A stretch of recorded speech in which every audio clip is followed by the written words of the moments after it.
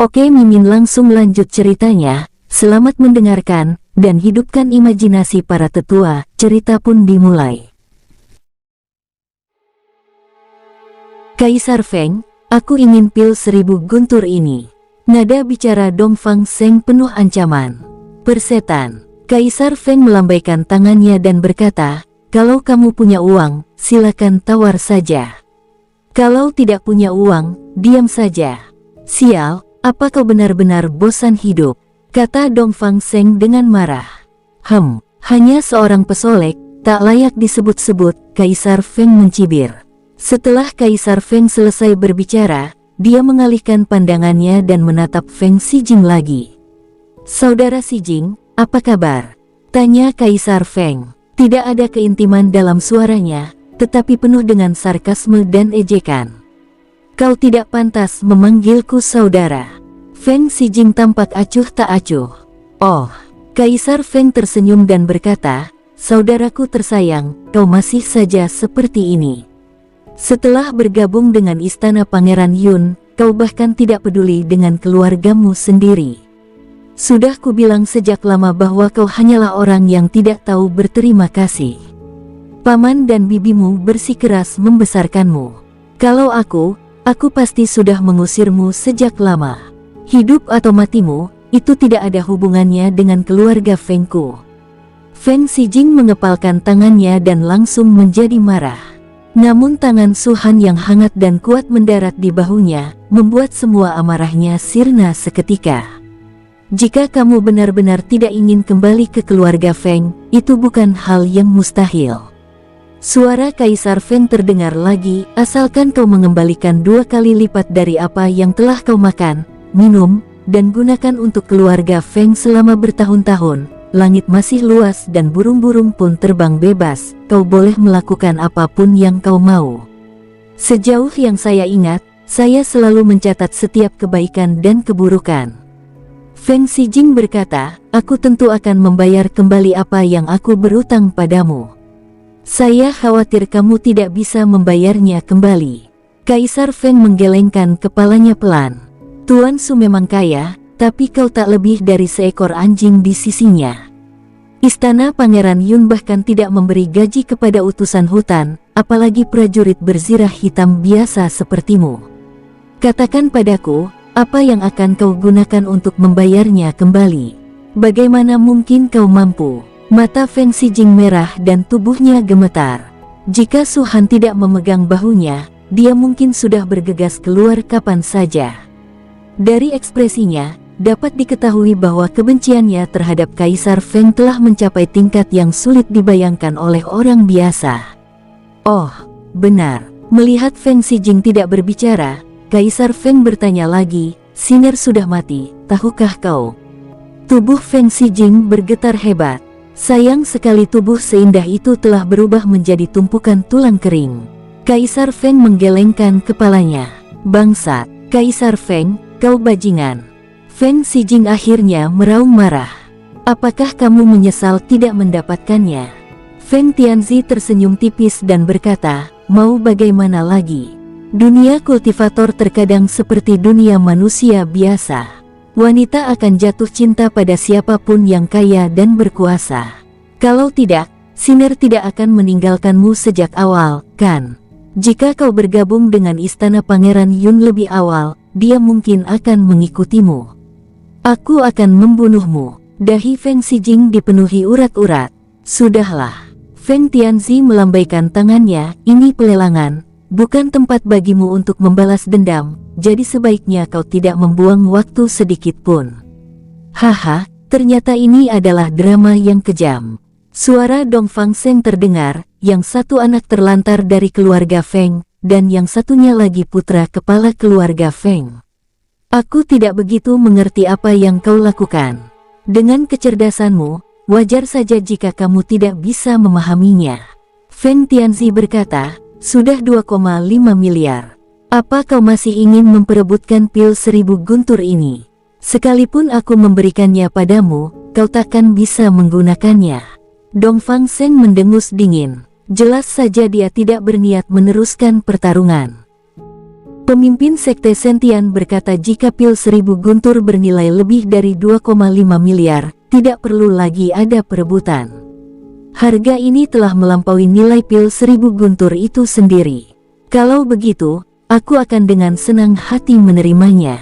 Kaisar Feng yakin, sekarang giliranmu. Pada saat ini, Su Han tiba-tiba berbicara. Feng Xijing berusaha sekuat tenaga menekan amarah di hatinya dan berkata perlahan, 3 miliar. Feng Tianzi mengerutkan kening. Kau bicara soal uang Tuan Su dengan arogan. Kau benar-benar berpotensi jadi orang yang tidak tahu berterima kasih. Dia bukan orang yang tidak tahu berterima kasih, hanya saja keluarga Feng mu buta, kata Su Han ringan. Kaisar Feng mendengus dingin, dia makan dari keluarga Fengku, minum dari keluarga Fengku, memakai barang-barang keluarga Fengku, namun, pada akhirnya, dia begitu memusuhi keluarga Fengku. Kalau dia bukan orang yang tidak tahu berterima kasih, lalu siapa dia? Jika dia memang orang yang tidak tahu berterima kasih, maka kamu. Su Han mengangkat tangannya dan menunjuk Feng Tianzi, kamu bahkan tidak sebaik orang yang tidak tahu berterima kasih. Tuan Su. Ekspresi Kaisar Feng menjadi gelap, sepertinya aku tidak pernah menyinggungmu, kan? Tidak, tapi aku benci sikapmu, kata Su Han. Sikapku selalu seperti ini. Apa aku harus menyenangkanmu? Kaisar Feng berkata dengan nada sinis, kaulah Tuan Su. Setelah menyinggung keluarga Li, kau menyinggung Sekte Sentian. Setelah menyinggung Sekte Sentian, kau menyinggung Han Chen Xingzi. Sekarang, sepertinya dia ingin menyinggung bahkan keluarga Fengku. Dia benar-benar berani dan nekat. Jangan bicara soal Han Chen Xingzi, Sekte Sentian dan keluarga Li saja tidak setingkat dengan keluarga Fengmu. Su Han berkata dengan tenang, apa yang perlu ditakutkan jika aku menyinggung keluarga Fengmu? Su Baliu, apa kau benar-benar akan membela orang tak tahu terima kasih ini? Ekspresi Feng Tianzi berubah muram. Ya, apa yang bisa kau lakukan? Su Han menyipitkan matanya. Kalau begitu kita lihat saja. Kaisar Feng berteriak keras, 3,1 miliar. 4 miliar. Feng Xijing mengikutinya dari dekat. 4 miliar 100 juta. 5 miliar. Harga pemberian gelar kaisar pada kaisar meningkat 100 juta setiap kali, sedangkan harga pemberian gelar Xijing pada kaisar meningkat hampir 1 miliar setiap kali. Banyaknya orang yang datang membuat ekspresi Kaisar Feng semakin muram.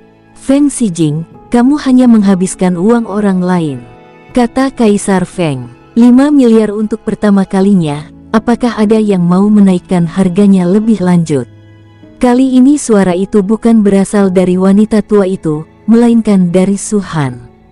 Jelas, Su Han sendiri tidak ingin membuang waktu berbicara dengannya, dan dia bahkan tidak berminat membiarkan Feng Xijing membuang waktu berbicara dengannya. 50 miliar untuk kedua kalinya. Su Han menyilangkan jari dan melanjutkan berbicara. Baiklah, sepertinya Tuan Feng tidak berniat melanjutkan penawaran. Ambil alih saja. Kaisar Feng tidak bodoh, dia benar-benar tidak berniat meneruskan pertarungan. Pil 1000 guntur akhirnya jatuh ke tangan Su Han. Sejauh ini, semua barang yang dilelang di lelang ini telah dibeli oleh Su Han dan Feng Xijing. Yang lainnya, tidak memperoleh apapun. Hal ini tidak diragukan lagi membuat semua orang semakin memusuhi Su Han dan Feng Xijing. Namun, Su Han sama sekali tidak mempedulikannya. Dia harus membeli apa yang dia butuhkan selama masih tersedia. Selama kultivasi Anda dapat ditingkatkan, yang lainnya hanyalah ilusi. Berikutnya, wanita tua itu mengambil barang kedua terakhir untuk dilelang. Ramuan mujarab tingkat 5, pil Jingyue Ningxian. Pil ini adalah pil untuk kultivasi. Setelah menelannya, mereka yang berada di alam dewa di bawah 3 bintang dapat langsung naik ke tingkat kecil. 3 bintang ke atas juga dapat meningkatkan banyak kekuatan kultivasi. Tentu saja, prasyaratnya adalah Anda harus memiliki kemampuan untuk menyempurnakannya. Meskipun efek pil ini ditujukan pada dewa biasa di bawah 3 bintang. Tetapi tidak dapat dipungkiri bahwa obat ini sangat mujarab. Jika dia bisa memiliki 2 pil seperti itu, Su Han akan yakin bahwa dia bisa memadatkan 9 dewa sejati dan memungkinkan kultivasinya sepenuhnya mencapai alam dewa sejati. Saya harus membeli yang ini. Su Han berpikir dalam hati, saya harap yang terakhir itu juga merupakan pil kultivasi. Dibandingkan dengan pil racun, pil kultivasi bermutu tinggi jelas yang paling populer. Lagi pula, sebagian besar pil racun hanya dapat digunakan satu kali, terutama pada saat-saat kritis. Namun, pil kultivasi dapat meningkatkan kultivasi seseorang secara permanen. Namun, tepat ketika Su Han mengira harga cadangan pil Jingyue Ningxian telah diumumkan, banyak orang mulai menawar lagi. Pada saat ini, seluruh aula lelang terdiam dalam pemahaman diam-diam. Menurut wanita tua itu, harga dasar pil roh konsentrasi bulan murni adalah 1 miliar kristal ilahi, yang mana 2 kali lipat dari pil kejutan 1000 guntur. Namun di balai lelang, tak seorang pun menjadi yang pertama mengajukan penawaran. Desir-desir, banyak mata menatap kotak tempat Su Han dan Feng Xijing berada. Apa maksudmu? Feng Xijing sedikit mengernyit. Kamu duluan. Dongfang Seng mencibir dan mengangkat dagunya. Bukankah Tuan Sukaya? Pil ini adalah barang kedua terakhir dalam lelang ini. Persaingannya pasti akan ketat. Kenapa kau tidak memberi harga dulu agar para bajingan ini bisa menyerah dan mengambilnya kembali? Hal ini tidak mengenakan untuk didengar, tetapi tidak seorang pun bersuara untuk membantahnya. Sebenarnya mereka juga ingin melihat berapa banyak uang yang dimiliki Su Baliu. Pada pelelangan ini, sebagian besar orang di dalam kotak datang untuk 3 pil kelas 5 terakhir. Su Han sudah mengambil yang pertama. Tinggal 2 lagi, dan Su Han tidak menawar, jadi yang lain bisa menunggu sebentar untuk menguji penawaran. Jadi begitu, bagaimana mungkin Su Han tidak tahu apa yang dipikirkan orang-orang ini? Matanya berkilat, dan di tengah tatapan semua orang yang penuh harap dan gugup, dia perlahan mengucapkan sebuah harga. 10 miliar. Ketiga kata ini seakan-akan dipenuhi gaung, terus bergema di aula lelang.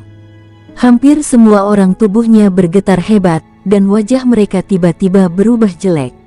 Su Han sudah memberikan harga, tetapi mereka tidak bisa menerimanya. Siapa yang dapat bersaing untuk tawaran 9 miliar yuan? Siapa yang memenuhi syarat untuk bersaing? Sekalipun pil Jingyue Ningxian adalah pil kelas 5, harganya tidak akan sebanding. Tuan Su, bukankah itu terlalu berlebihan? Tanya Kaisar Feng dengan nada sinis. Su Han mengangkat matanya dan berkata, kau mau beli atau tidak? Aku tidak dekat denganmu, jadi tidak ada ruang untuk negosiasi. Ini harga yang kutawarkan. Kalau kau mau beli, teruslah menawar. Mendengar ini, wajah Kaisar Feng memerah, tetapi dia tidak tahu bagaimana memulainya. Terus terlibat dalam perselisihan verbal niscaya akan menyebabkan hilangnya muka. Jika Anda benar-benar mampu, ajukan saja penawaran. Setelah sekian lama, tak seorang pun meneriakkan harga kedua. Belum lagi Su Han mulai tidak sabaran, bahkan wanita tua itu merasa tidak akan ada yang menawar lebih tinggi. Meskipun dia penuh dengan niat membunuh terhadap Su Han, dia harus mengaguminya. Su Baliu ini memang tidak sedang membual. Sumber daya keuangannya begitu kuat sehingga bahkan raksasa teratas di area tingkat keempat tidak dapat dibandingkan dengannya. 10 miliar untuk pertama kalinya. 10 miliar untuk kedua kalinya. 10 miliar untuk ketiga kalinya. Bang, palu jatuh, dan wanita tua itu tak perlu berkata apa-apa lagi. Pil Jingyue Ningxian sudah ada di tangan Su Han. Persaingan sengit yang diharapkan tidak terjadi. Harga Su Han menghancurkan semua orang dan membuat mereka kehilangan keinginan untuk bertarung. Segera setelah itu, item terakhir yang dilelang, yang juga merupakan penutup lelang ini, pun diangkat. Pil Yuhai Sengling. Wanita tua itu memegang botol giok dan berkata dengan suara berat, ini adalah ramuan tingkat rendah tingkat 5, yang juga disempurnakan oleh Master Haiyan. Khasiatnya 2 kali lipat pil Jingyue Ningxian. Di antara semua pil kultivasi tingkat rendah tingkat 5, pil ini bisa masuk 3 besar. Harga cadangannya adalah 2 miliar kristal ilahi. Setiap penawaran tidak boleh kurang dari 10 juta.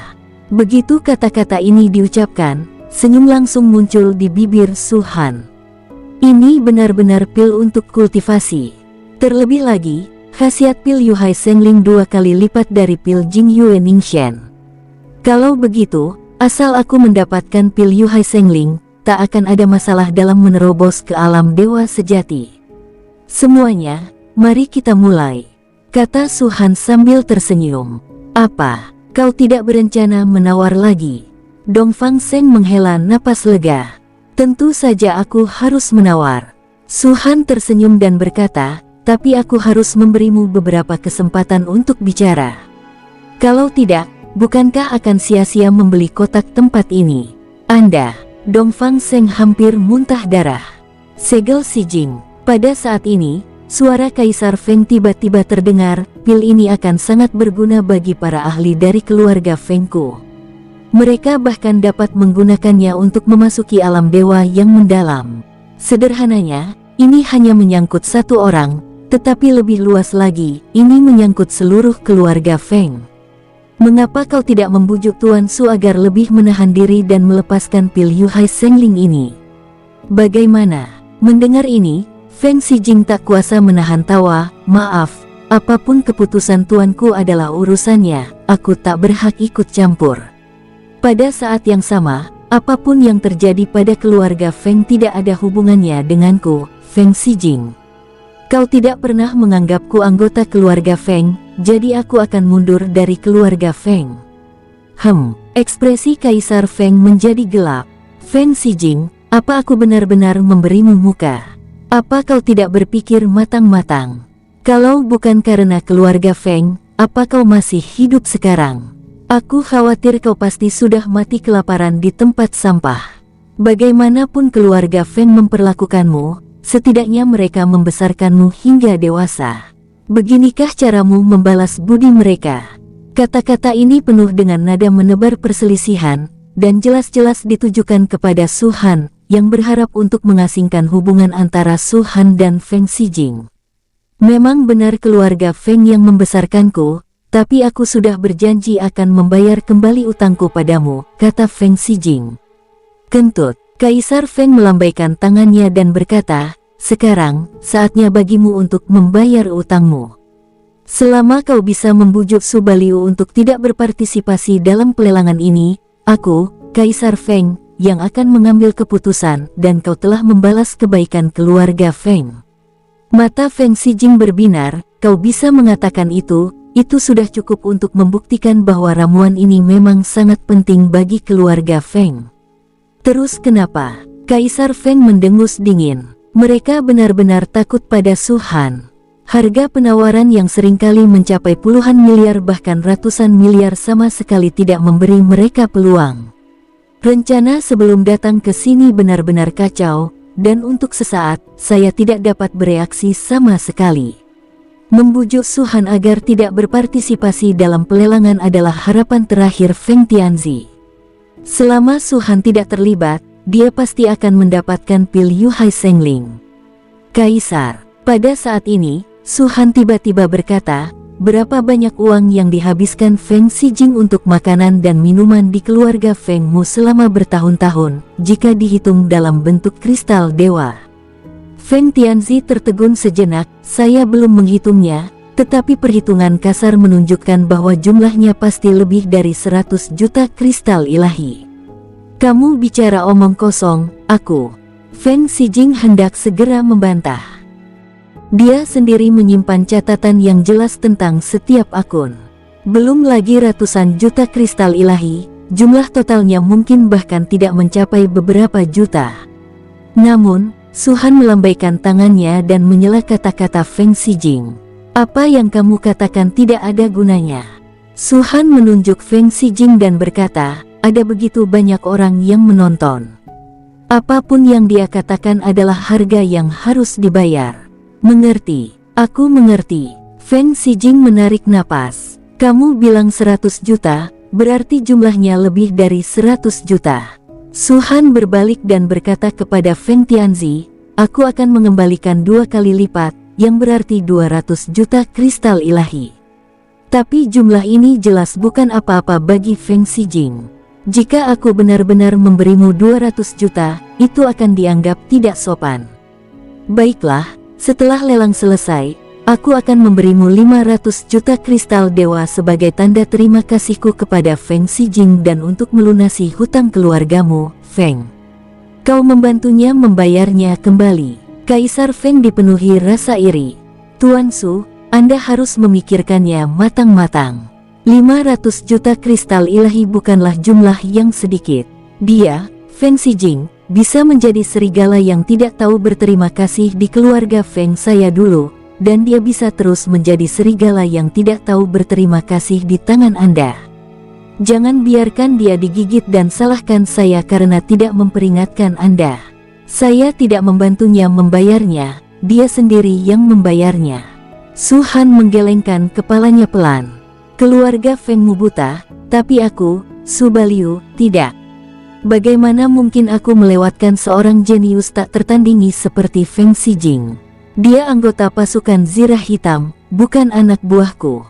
Dia ikut denganku karena aku mempekerjakannya, dan aku membayarnya 10 miliar kristal ilahi setiap kali. Bukankah itu jauh lebih mahal daripada yang ditawarkan keluarga Fengmu? Hahaha. Kaisar Feng jelas tidak mempercayainya. Tuan Su, jangan remehkan dia.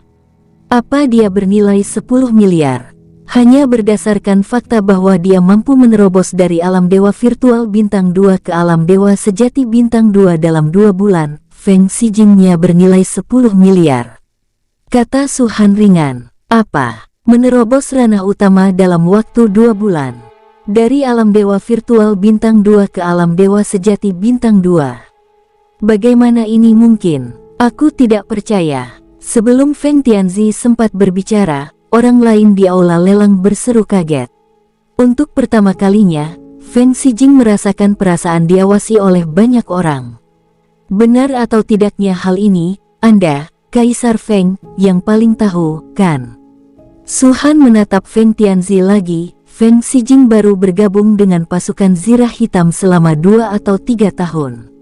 Sekalipun dia tidak mencapai alam dewa sejati dalam 2 bulan, dia pasti sudah mencapainya dalam 2 atau 3 tahun ini.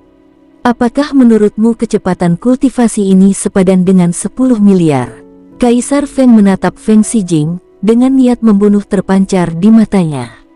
Adapun Feng Xijing, seluruh tubuhnya gemetar dan dia sangat gembira. Sejak kecil, dia selalu ingin membuktikan dirinya di keluarga Feng. Akan tetapi, keluarga Feng hampir tidak memberinya sumber daya apapun, dan dia mampu berkultivasi ke alam dewa virtual melalui usahanya sendiri di luar. Dalam situasi ini, bagaimana saya bisa membuktikan diri? Dan sekarang, Su Han memberinya kesempatan ini. Orang yang paling memandang rendah dirinya ditampar keras di wajahnya. Melihat ekspresi cemburu Feng Xijing merasa begitu bahagia hingga ia hampir menangis. Oke, Su Han bersandar dan berkata dengan tenang, 500 juta kristal ilahi digunakan untuk membalas budi kepada keluarga Fengmu. Kau tidak perlu khawatir tentang pil itu lagi. Tuan Su, apakah Anda masih berniat berpartisipasi dalam pelelangan? Suara Feng Tianzi menjadi serak. 20 miliar kristal ilahi, apakah itu cukup? Kata Su Han sambil tersenyum. Nada bicara Feng Tianzi terhenti, dan perasaan tidak berdaya langsung memenuhi seluruh tubuhnya. 20 miliar, ini jelas harga yang diberikan Su Han untuk pil Yuhai Sengling. Jika seseorang ingin bersaing untuk mendapatkannya, ia akan terus menaikkan harga berdasarkan hal ini. Sialan, Su Baliu, kamu cuma orang tolol. Dongfang Seng berteriak, pil Yuhai Sengling ini harganya paling mahal hanya beberapa miliar kristal ilahi, tapi kau sudah mengeluarkan 20 miliar. Dan benda-benda sebelumnya, masing-masing harganya beberapa kali lipat, bahkan 10 kali lipat, lebih tinggi dari nilai aslinya. Kau hanya orang tolol yang belum berkembang. Jelas, dia tidak bisa menawarkan harga yang lebih tinggi, jadi dia hanya bisa melampiaskan amarahnya seperti ini. Mentalitas orang miskin sepenuhnya tercermin dalam dirimu. Su Han sama sekali tidak marah. Malah, ia berkata sambil tersenyum tipis, "Tuan Dongfang, setelah 2 bulan, Anda benar-benar membuat saya terkesan. Su Baliu, sebaiknya kau berhati-hati." Dongfang Seng mengancam secara terbuka. "Ya, terima kasih atas permintaan Anda, Tuan Dongfang," kata Su Han ringan. "Tidak ada yang bersaing untuk harga 20 miliar. Pil terakhir, pil Yuhai Sengling, juga jatuh ke tangan Su Han." Lelang berakhir di sini. Su Han dapat merasakan ada banyak mata jahat yang mengamatinya. Meskipun dia adalah utusan hutan tingkat 7 dari Istana Pangeran Yun, kekuatan besar itu tidak berani menyentuhnya secara terbuka, tetapi mereka masih bisa melakukannya secara rahasia. Selain kekuatan besar ini, saya khawatir ada orang lain yang berencana menargetkan Su Han. Lagi pula, dia menunjukkan sumber daya keuangannya yang sangat besar pada pelelangan ini, dan pasti ada cukup banyak kekayaan di cincin penyimpanannya. Jika Anda bisa membunuhnya, Anda bisa menjadi kaya dalam semalam. Mungkin ada banyak sekali orang yang memiliki mentalitas ini. Keluar dari kotak, Su Han mengeluarkan 10.000 kristal unsur dan menyerahkannya kepada Feng Xijing. "Tuan Su, 5.000 sudah cukup," bisik Feng Xijing. "Simpan saja sisa 5.000 itu untuk dirimu sendiri." Su Han menepuk bahu Feng Xijing dan berkata, "Rakyatku tidak bisa selalu ditertawakan karena miskin." Feng Xijing mengerutkan bibirnya dan tidak menolak lagi. Dia sudah mengenal Su Han dengan baik, dan dia biasanya tidak akan mengambil kembali barang yang dia berikan. "Aku hanya bisa menyembunyikan rasa syukur dalam hatiku secara diam-diam." Kaisar Feng memang menemukan Su Han dan Feng Xijing. Pada saat ini, ada 5.000 kristal unsur yang ditempatkan di kaki Feng Xijing. 500 juta kristal dewa, hitunglah, apakah itu cukup? Kata Feng Xijing ringan. Kaisar Feng menyipitkan matanya dan berkata, "Feng Xijing, apa maksudmu? Ini uang yang kubayarkan kepada keluarga Feng. Kalau kau mau, ambil saja. Kalau tidak mau, lupakan saja."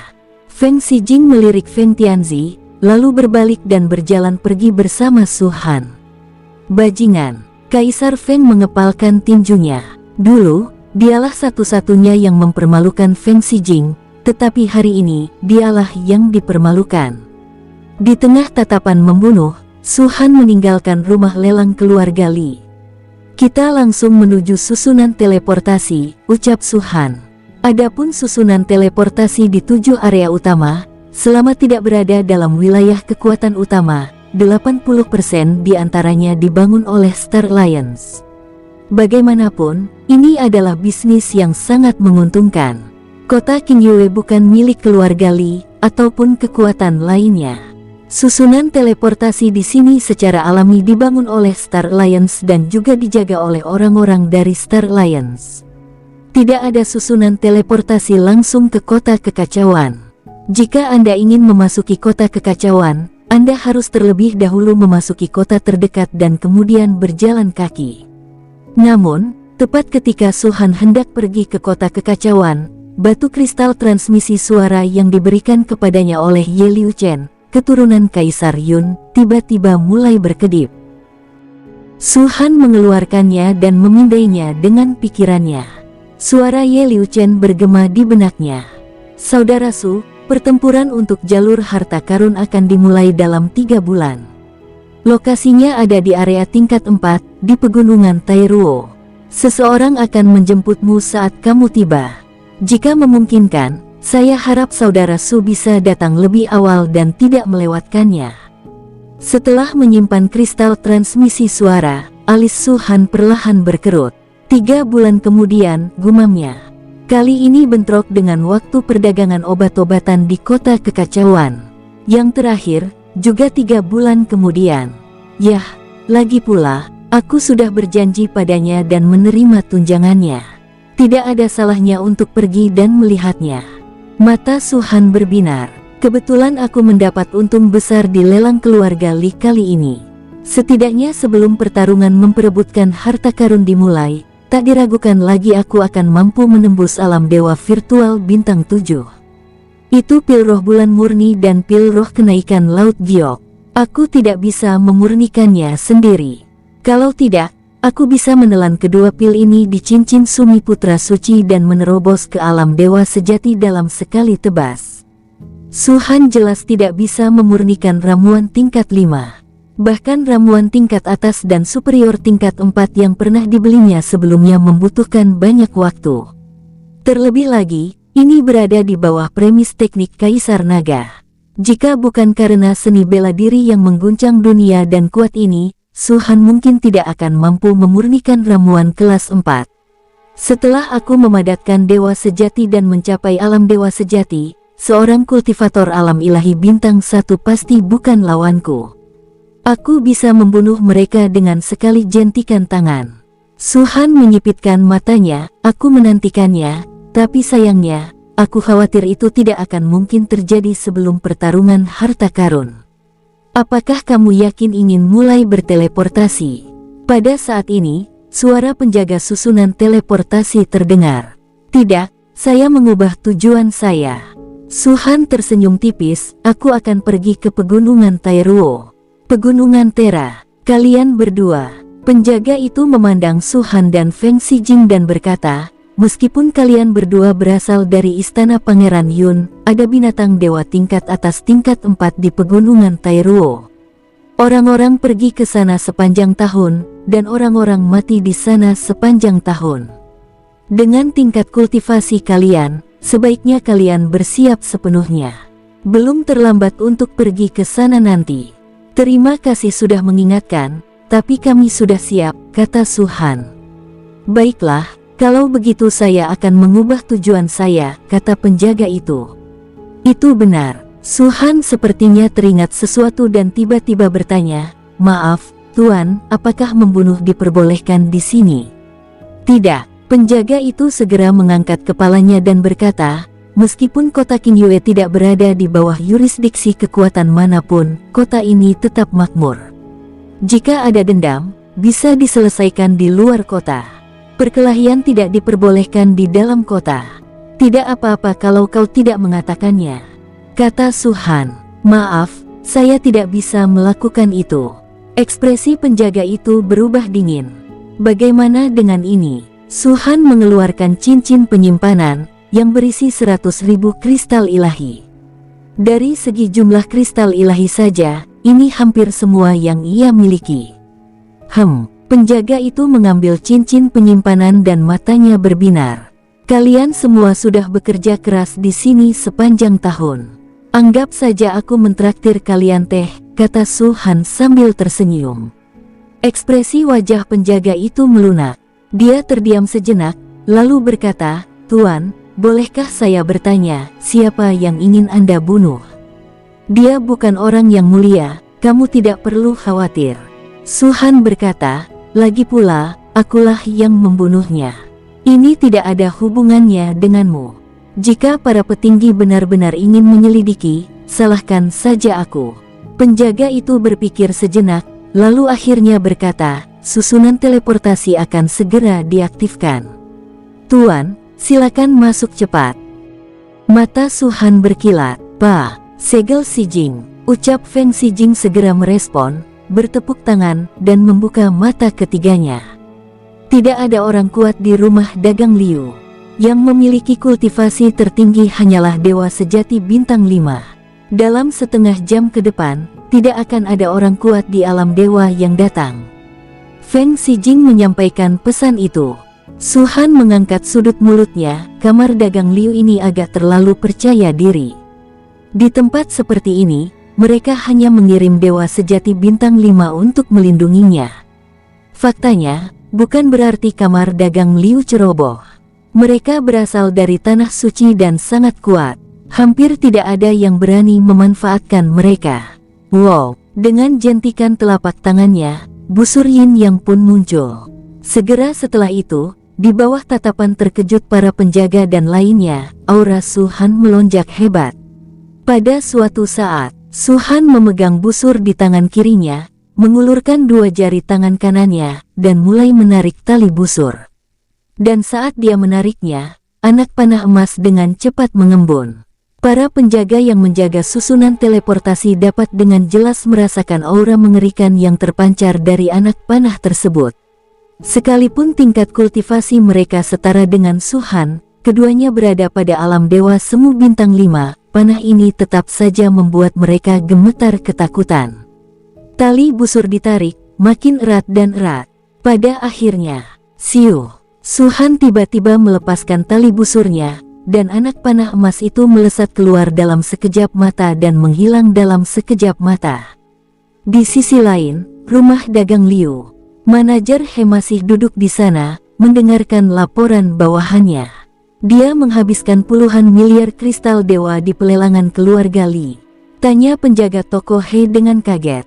Ya, pelayan itu berkata, Su Baliu ini menghabiskan uang seperti air, dan dia membayar dengan kristal elemen. Sikapnya begitu arogan sampai-sampai dia bahkan tidak menganggap serius Han Chen Xingzi. Jika aku tahu ini akan terjadi, aku seharusnya tidak menyinggung perasaannya.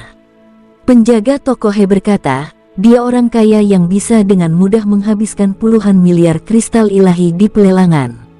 Jika dia terlatih dengan baik, dia bisa menjadi salah satu klien besar rumah dagang Liuku di masa depan. Meski begitu, tidak tampak sedikit pun rasa sesal di wajah penjaga toko He. Beberapa kata hanya sekadar omong kosong. Jika dia diberi kesempatan lagi, dia tetap akan memilih Sekte Sentian ketimbang Su-Han. Bagaimanapun, Sekte Sentian adalah raksasa sesungguhnya, dan Su-Han hanyalah orang yang lewat bagi manajer He. Kemana dia pergi setelah pelelangan? Tanya penjaga toko itu lagi. Menurut laporan informan, mereka telah pergi ke susunan teleportasi dan seharusnya meninggalkan kota Qingyue, kata pelayan itu. Hehe, penjaga toko He tersenyum sinis, sepertinya dia hanya orang yang awalnya kuat tapi akhirnya lemah. Dia pernah mengancamku dan bahkan ingin membunuhku, tapi sekarang dia akan meninggalkan kota Qingyue dengan malu, dengan ekor terselip di antara kedua kakinya. Pemilik toko itu dari kamar dagang Liu. Dia telah mencapai banyak hal dan sangat dihormati oleh para petinggi. Beraninya dia menyentuhmu. Bawahan itu menyanjungnya di saat yang tepat. Mendengus. Penjaga toko mendengus dingin dan hendak mengatakan sesuatu, tetapi kristal transmisi suara di depannya tiba-tiba berkedip. Apa yang terjadi lagi? Penjaga toko bergumam ketika indera spiritualnya menyelidikinya. Bos, dia ingin membunuhmu. Ketika manajer He mendengar kata-kata ini, pikirannya meledak dengan ledakan keras. Kata-kata dari kristal transmisi suara terlalu membingungkan. Namun, manajer He mendengarnya dengan jelas. Itu adalah suara salah satu bawahannya, yang selama ini mengikuti Su-Han dan Feng Xijing sebagai mata-mata. Orang inilah yang melaporkan keberadaan Su-Han dan Feng Xijing. Sejujurnya, ketika penjaga toko mendengar suara ini, pikiran pertamanya adalah tidak percaya. Meskipun saya hanya anggota kamar dagang Liu, sebuah kubu kecil, dan tidak dapat dianggap sebagai keturunan langsung rumah dagang Liu, tetapi bagaimanapun juga, saya masih berada di bawah nama rumah dagang Liu. Beraninya dia melakukan hal itu padaku. Dan bagaimana melakukannya? Ada banyak orang di kamar dagang Liu saat ini.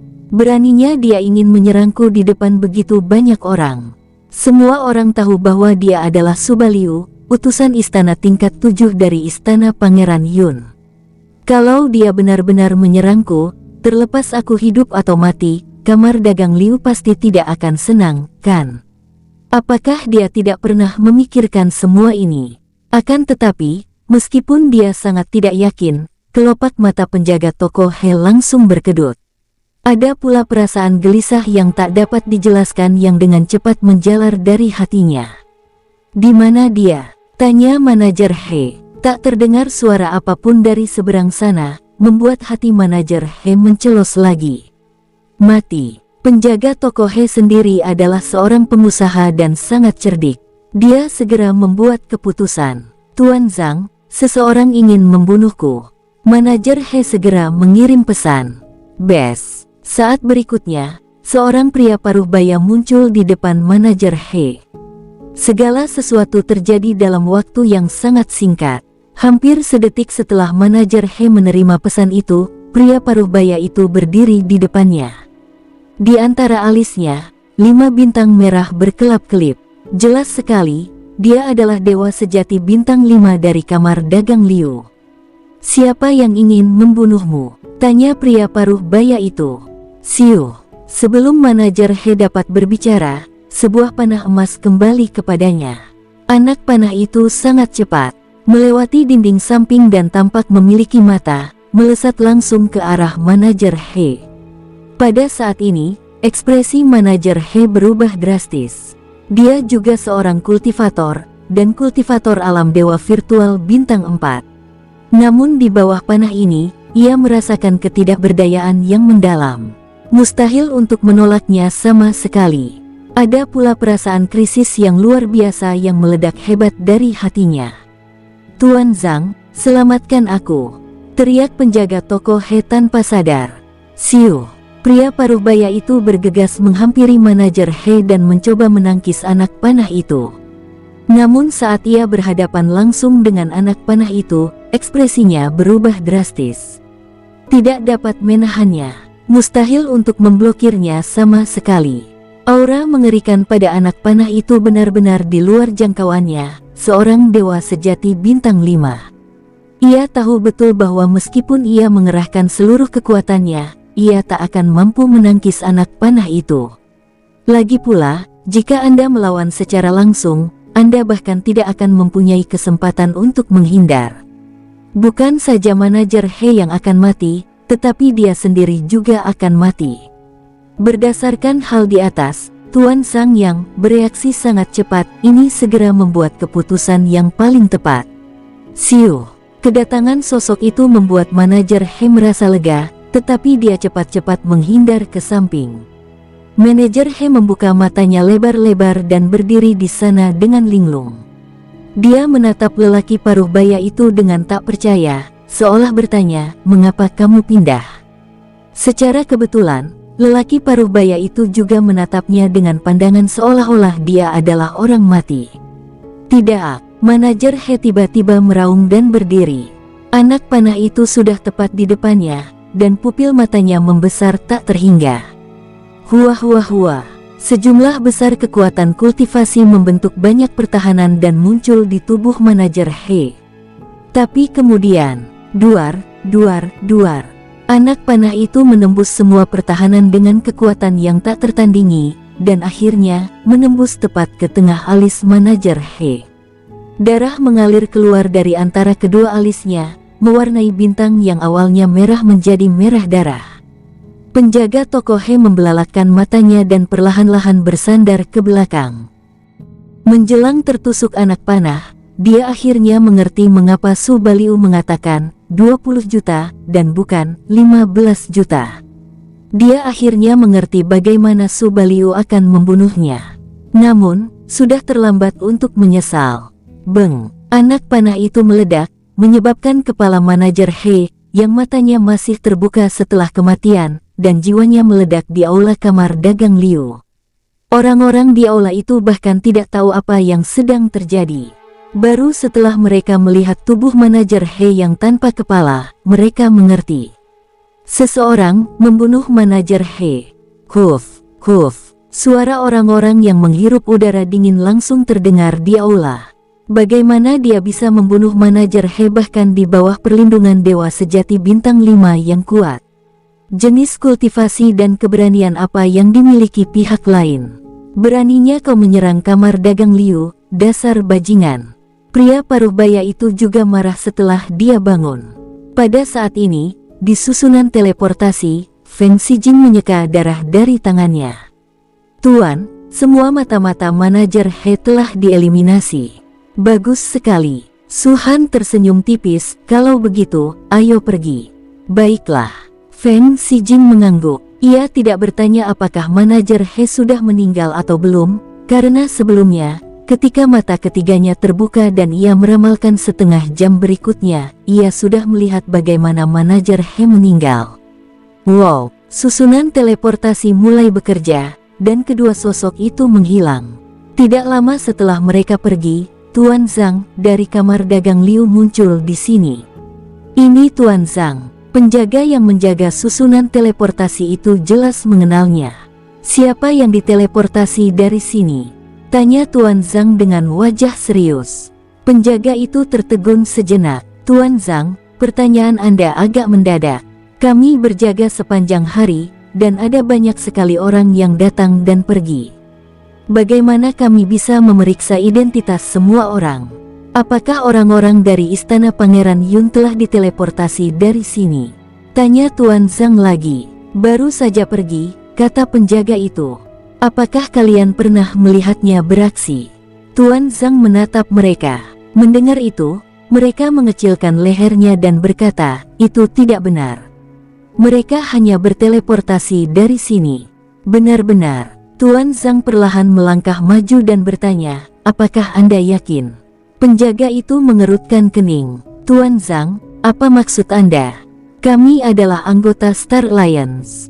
Setiap kata dan tindakan kami mewakili Star Alliance. Bagaimana mungkin kami bisa berbohong kepada Anda? Mendengar ini, wajah Tuan Zhang menjadi gelap. Ini jelas untuk menggunakan Star Alliance untuk menekannya. Dia, penjaga toko di kamar dagang Liuku, baru saja diserang dan dibunuh. Jika kau berani melindunginya, bahkan aliansi bintang pun takkan mampu melindungimu. Begitu dia selesai berbicara, Tuan Zhang melesat pergi. Mata para penjaga berkedut hebat. Sial, orang yang ingin dibunuh oleh pria dari istana Pangeran Yun itu sebenarnya adalah manajer He dari kamar dagang Liu. Sudah berakhir, sudah berakhir. Jangan cari tahu. Untungnya, tidak ada orang lain yang melihatnya saat itu. Kalau tidak, kita pasti sudah mati. Jika aku tahu hal ini, aku tidak akan mengambil kristal ilahi ini. Pegunungan Tairuo terletak di barat laut area tingkat keempat dan dianggap sebagai bagian terluar dari area tingkat keempat. Setelah melintasi pegunungan Tera, Anda dapat melihat langit berbintang tak terbatas di wilayah bintang superior ini. Di sisi paling utara pegunungan Tera, terdapat tirai cahaya keemasan besar yang membentang horizontal dan memanjang lurus, tanpa ujung yang terlihat di atas dan tidak ada tepi di bawah. Ini adalah tirai cahaya keemasan yang memisahkan 7 area utama. Tirai cahaya ini tidak berfungsi sebagai pembatas. Tampaknya hanya digunakan untuk membedakan 7 wilayah utama dan 4 prefektur. Ada rumor yang mengatakan bahwa di bagian terdalam pegunungan Tairuo, terdapat binatang dewa tingkat 4 yang paling hebat. Tetapi Su Han tahu bukan hanya itu saja. Dia telah memasuki bagian terdalam pegunungan Tairuo dan telah melihat keberadaan binatang dewa tingkat 6 di sana. Justru karena alasan inilah Su Han masih khawatir dengan tindakan ini. 4 bintang besar dan keturunan 9 dewa juga pasti tahu tentang ini. Hampir semuanya mendapat dukungan dari negara adikuasa, dan mengingat betapa negara-negara adikuasa tersebut menghargai mereka, mereka pasti akan memberitahu negara-negara tersebut. Kalau begitu, kenapa mereka berani datang ke sini? Apakah karena pintu masuk ke lorong harta karun benar-benar ada di sini, atau karena hal lain? Su Han tiba-tiba teringat kata-kata Ye Liu Chen, keturunan Kaisar Yun. Menurutnya, alasan mereka mencari orang lain dan memasuki lorong harta karun itu karena pasukan besar takut mereka dalam bahaya. Sekarang aku memikirkannya, apakah aku benar-benar takut mereka dalam bahaya? Butuh sekitar 3 teleportasi untuk sampai ke pegunungan Tera. Berhasil 2 kali pertama, tetapi pada kali ketiga, ia terblokir. Susunan teleportasi ketiga ini tidak berada di dalam kota, tetapi di luar kota. Dari sini, berjalan kaki sekitar 3 hari, Anda dapat mencapai lokasi yang diberikan oleh Ye Liu Chen.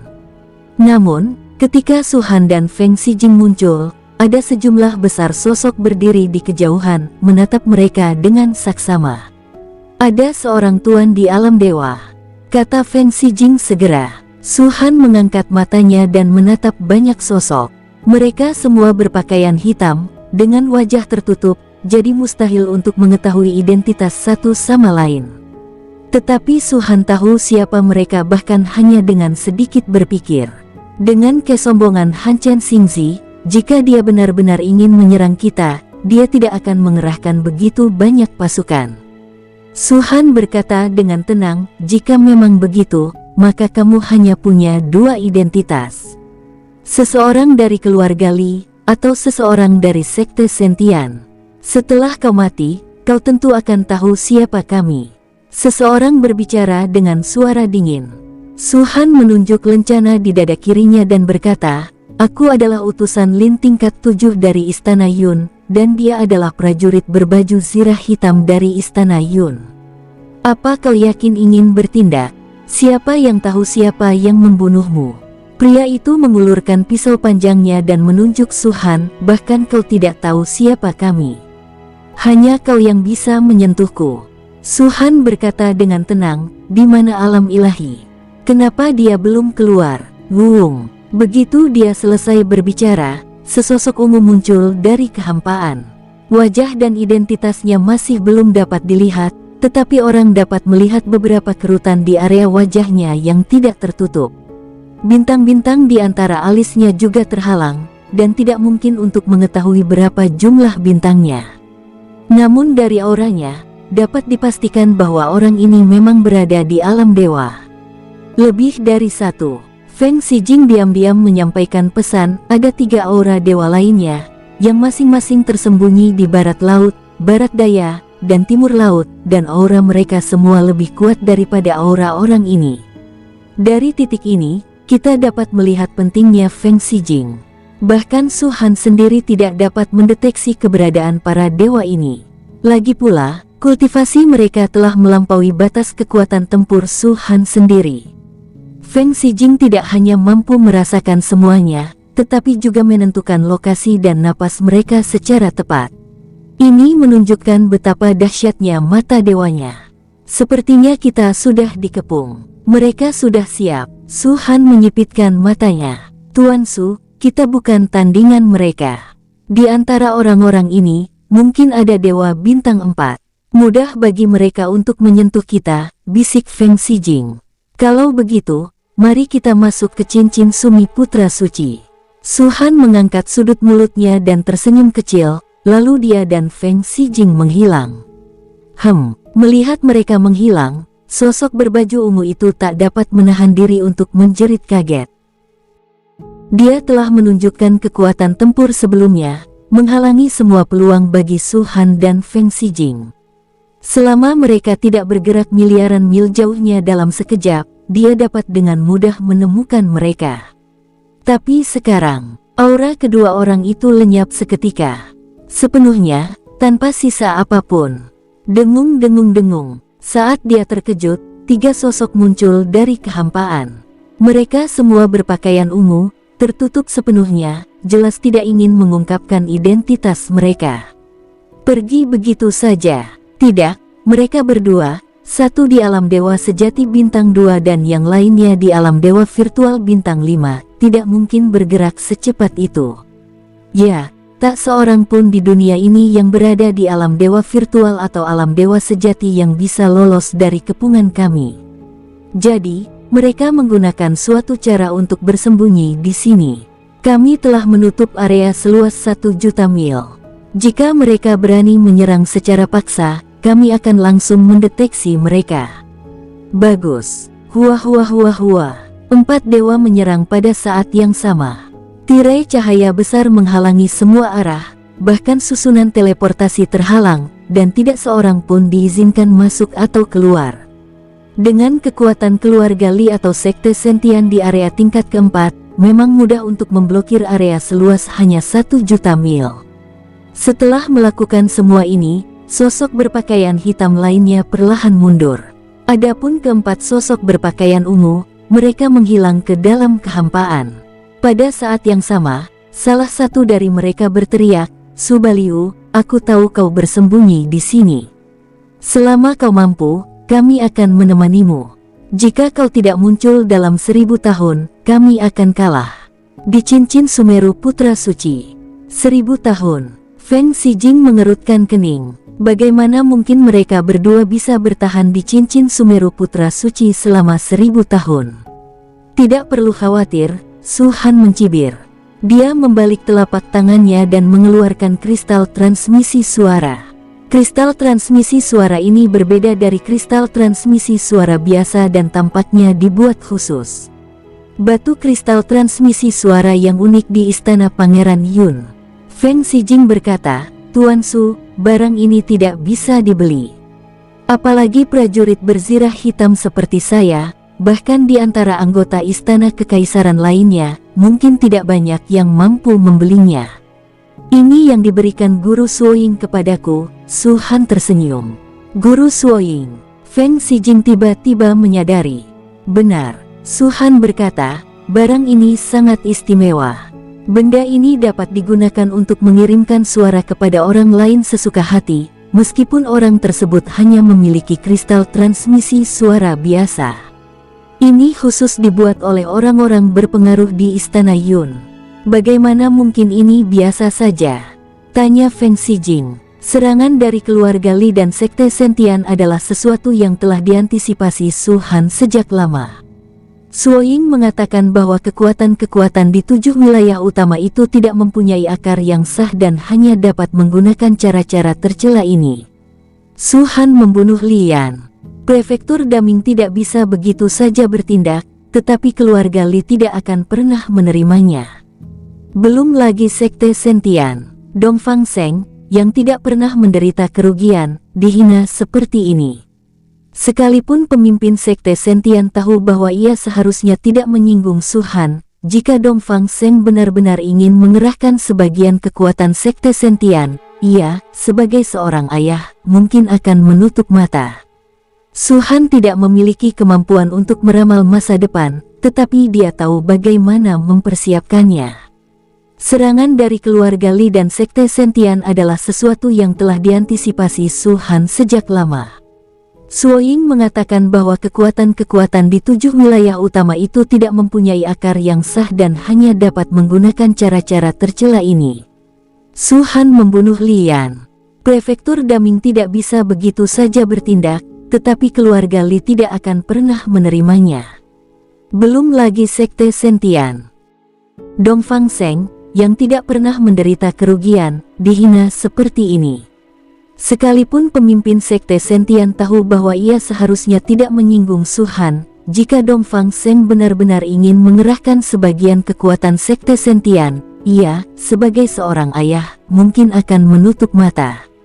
Su Han tidak memiliki kemampuan untuk meramal masa depan, tetapi dia tahu bagaimana mempersiapkannya.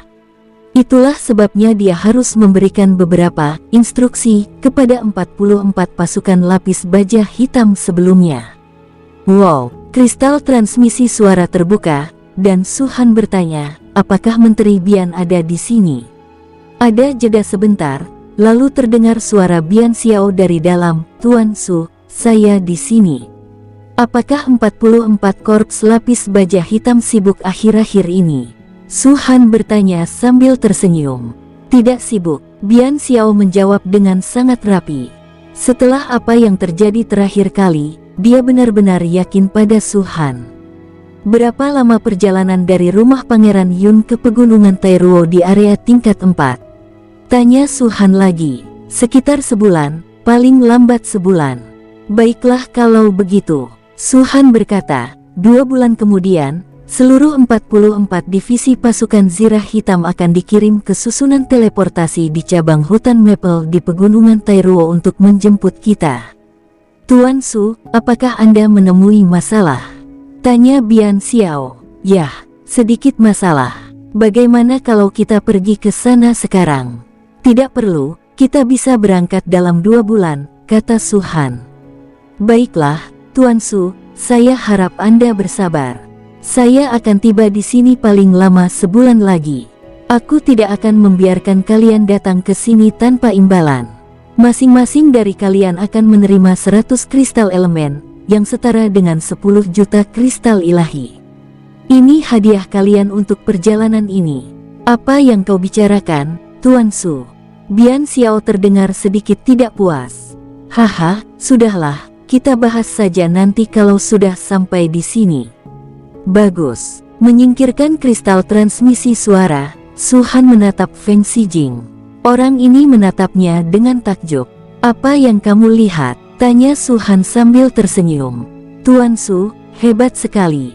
Feng Xijing mengacungkan jempol dan berkata dengan tulus, "Apakah kau sudah mengantisipasi semua yang akan terjadi hari ini sebelum kau keluar?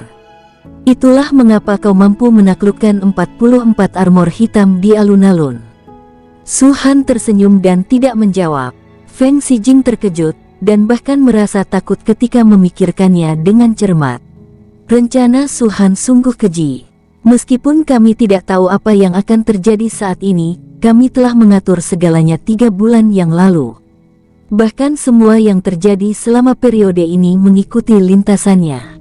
44 pasukan berbaju zirah hitam itu hanyalah pasukan biasa dan tidak terlalu kuat. Bahkan Bian Xiao, pemimpin pasukan itu, hanya berada di level dewa sejati bintang 3. Namun ketika semua prajurit berbaju besi hitam tiba, siapa yang berani menyentuh mereka? Tidaklah berlebihan jika dikatakan bahwa bahkan jika Su Han menampar Dongfang Seng di depan pemimpin Sekte Sentian tidak akan berani kentut. Keluarga Li dan Sekte Sentiannya berani diam-diam menyerang dan membunuh Su Han dan Feng Xijing. Mungkinkah mereka bahkan berani meninggalkan seluruh pasukan lapis baja hitam di sini? Sekalipun mereka punya 100 nyali, mereka tetap tidak akan berani. Akan tetapi, jika pertarungan sebelumnya dengan tentara lapis baja hitam tidak terjadi di alun-alun, tampaknya tidak ada tentara lapis baja hitam yang bersedia mematuhi perintah Su Han. Ini adalah rencana Su Han.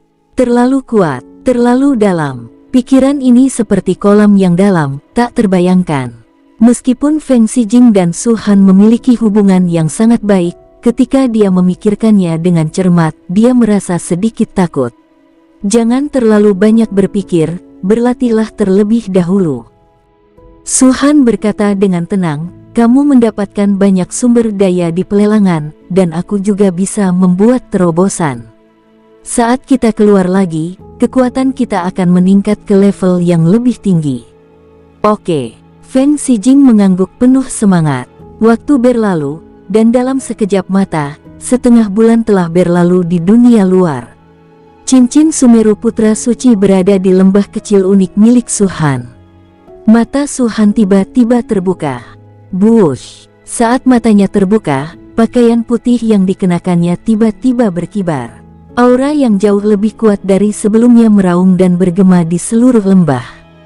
Di dalam hatinya, bintang keenam yang awalnya ilusi, menjadi benar-benar padat. Ada cahaya jingga, yang berangsur-angsur naik, dan ada pula sedikit warna biru tua yang tersembunyi di dalamnya. Lagi pula, kekuatan iman di bidang bintang tengah masih terlalu kecil. Meskipun banyak orang yang percaya pada Su Han, kultivasi mereka masih terlalu rendah. Seiring meningkatnya level kultivasi Su Han, cahaya biru tua akan semakin redup. Bukan karena kekuatan imannya yang menurun, melainkan karena cahaya bintang dari dirinya sendiri yang telah meredam cahaya kekuatan iman. 6 bintang. Su Han menarik napas dalam-dalam. Setengah bulan di dunia luar, dan lebih dari 400 tahun di cincin Sumeru Putra Suci.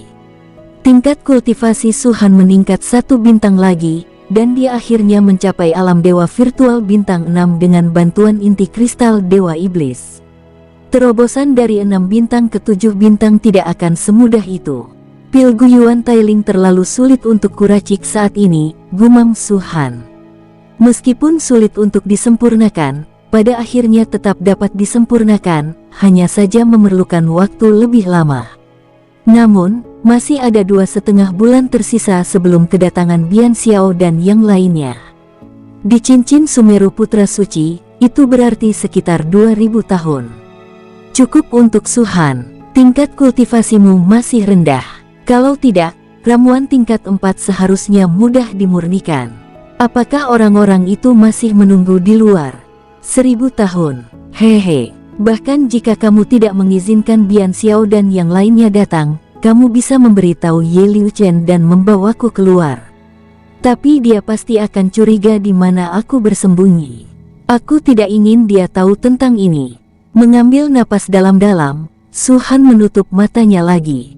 Wow, teknik Kaisar Naga dilepaskan, dan kekuatan melahap yang bahkan lebih kuat dari sebelumnya tiba-tiba meledak. Kekuatan melahap saja tidak cukup.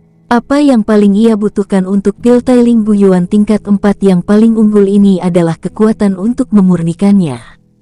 Kalau kultivasinya belum memadai, tetapi dipaksa untuk menyempurnakannya, maka akan memerlukan waktu yang sangat lama. Pil tailing kuno terbang dan perlahan memasuki pusaran di atas kepala Su Han. Terlihat dengan mata telanjang bahwa gumpalan debu beterbangan dari pil mengikuti pusaran dan memasuki tubuh Su Han. Dan debu ini adalah tubuh ramuan buyuan tailing dan akan tetapi Su Han menyempurnakannya terlalu lambat sehingga tampak seperti debu belaka. Setelah memurnikan, Anda harus menyerap, lalu memurnikan lagi dan menyerap lagi. Proses siklus ini sungguh sangat memakan waktu. Namun Su Han tidak terburu-buru. Cincin Sumeru Putra Suci tidak memiliki apa-apa selain waktu. Su Han sedang berlatih, dan Feng Xijing juga sedang berlatih. Hampir 3 bulan telah berlalu, yang setara dengan hampir 2500 tahun di Cincin Sumeru Putra Suci. Ketika Su Han membuka matanya lagi, jumlah bintang di antara alisnya telah mencapai 7. Feng Xijing juga memadatkan bintang terakhir selama retret ini. Yang ini, yang ke-6. 6 bintang, alam dewa sejati. Dalam waktu 2500 tahun, dia berhasil menerobos dari alam dewa sejati bintang 2 ke alam bintang 4 dan mencapai alam bintang 6. Saat matanya terbuka, mata ketiga di antara kedua alisnya juga tiba-tiba terbuka. Kegelapan di tempat yang sebelumnya tak ada bola mata, tampaknya menambah sesuatu. Seperti partikel debu yang sangat kecil. Jika mata langit Feng Xijing diibaratkan langit berbintang, maka partikel debu ini adalah bintang-bintang yang tak terhitung jumlahnya di langit. Dia menarik napas panjang, mengatur napasnya, dan perlahan berdiri. Menteri Bian dan yang lainnya seharusnya segera tiba, kan? Saya tidak tahu tingkat kultivasi apa yang telah dicapai Tuan Su. Aku sangat berharap dia bisa menembus alam dewa sejati. Saat itu tiba, aku khawatir dia bahkan tidak akan menganggap serius alam dewa bintang rendah. Di tengah-tengah gumaman itu, terdengar suara menggoda dari kejauhan. Dibandingkan denganmu, aku jauh tertinggal. Feng Xijing mendongak dan melihat Su Han berjalan perlahan ke arahnya. Tuan Su. Feng Xijing segera memberi hormat.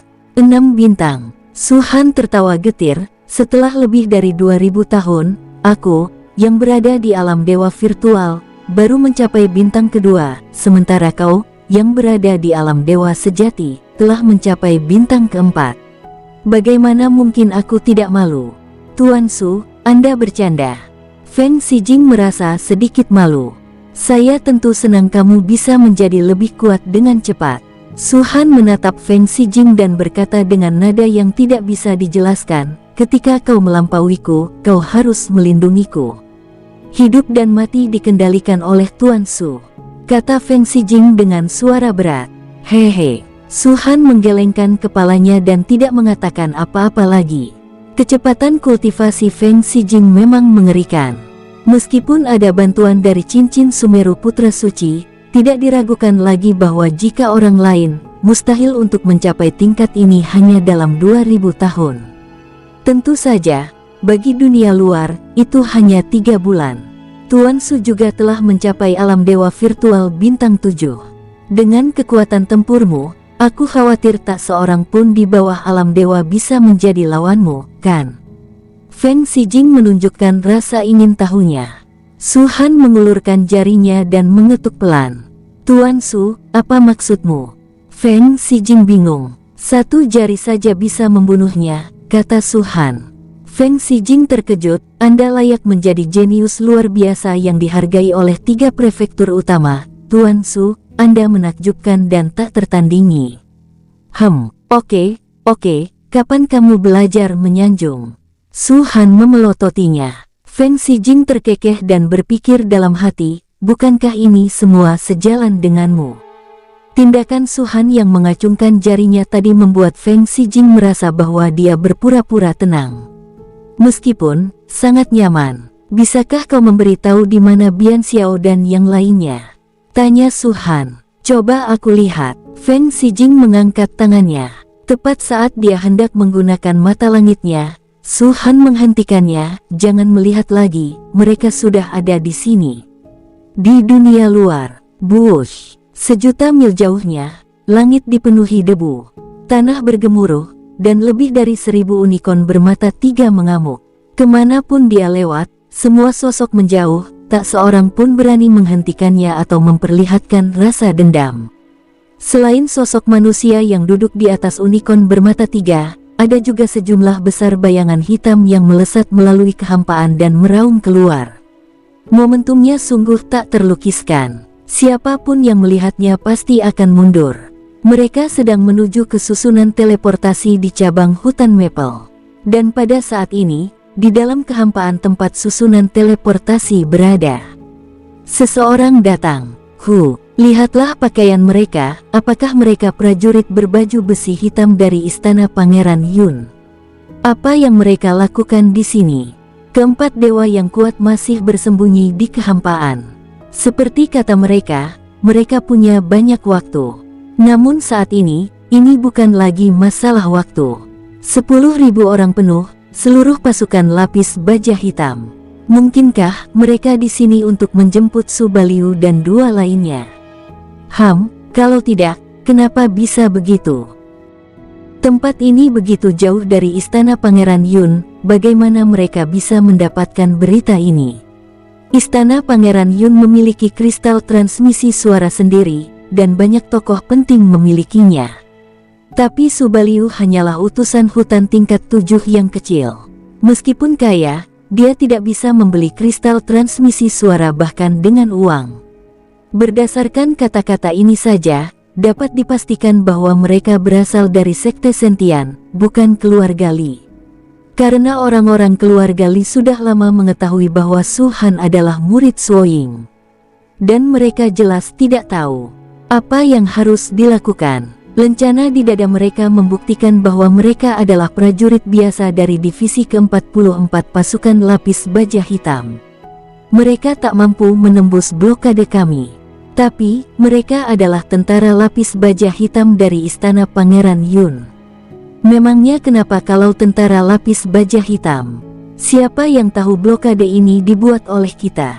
Juga, meskipun mereka tahu bahwa tentara lapis baja hitam telah tiba, mereka berempat akhirnya memutuskan untuk tidak membiarkan tentara lapis baja hitam memasuki area ini. Dengan kekuatan mereka, Bian Xiao dan yang lainnya benar-benar tidak dapat menembus blokade. Oleh karena itu, ketika mereka melihat tirai cahaya besar, Bian Xiao dan yang lainnya berhenti. Istana Pangeran Yun, 44 tentara lapis baja hitam sedang lewat sini karena suatu urusan. Tolong, minggir. Bian Xiao berbicara dengan ekspresi dingin. Kata-katanya terdengar seperti negosiasi, tetapi terdengar sangat keras. Tak seorang pun menjawab, keheningan menyelimuti semuanya. Apakah kalian berencana menghalangi jalan menuju rumah Pangeran Yun? Ekspresi Bian Xiao menjadi semakin dingin. Saat menangani urusan di istana Pangeran Yun, 7 divisi utama harus mengalah. Kalau tidak, jika berita ini menyebar, Departemen Intelijen Militer Tentara Zirah Hitam akan turun tangan sendiri. Meski mereka berada sejuta mil jauhnya, keempat dewa masih dapat mendengarnya dengan jelas. Wajah mereka berkedut dan bergetar hebat beberapa kali. Siapa yang tidak mengenal nama-nama terkenal seperti Istana Pangeran Yun, Black Armor Army, dan Military Intelligence Department? Itulah tempat berkumpulnya semua orang kuat dari tentara armor hitam. Total ada 10 tempat. Setiap tempat dipimpin oleh seorang direktur dan berada langsung di bawah yurisdiksi Direktur Markas Tentara Armor Hitam. Jika Departemen Intelijen Militer benar-benar dimobilisasi, maka sekte Sentiannya harus mempertimbangkan konsekuensinya dengan hati-hati. Masih tidak mengizinkanku. Bian Xiao membalik telapak tangannya, dan sebuah rune hijau tua muncul. Token Komando Departemen Intelijen Militer. Pupil mata keempat pria itu mengecil, dan mereka langsung berkata, "Jangan coba-coba menghentikan mereka. Kita tidak bisa menghentikan mereka. Jika Departemen Intelijen Militer benar-benar turun tangan, bukan hanya kita, bahkan sekte itu pun akan terlibat." Huah huah huah huah. Ketika ekspresi keempat orang itu berubah, mereka semua melambaikan tangan, dan tirai cahaya dengan cepat menyusut dan akhirnya menghilang sepenuhnya. Bersambung, sampai jumpa di episode berikutnya. Semoga kalian semua terhibur. Terima kasih, bye-bye.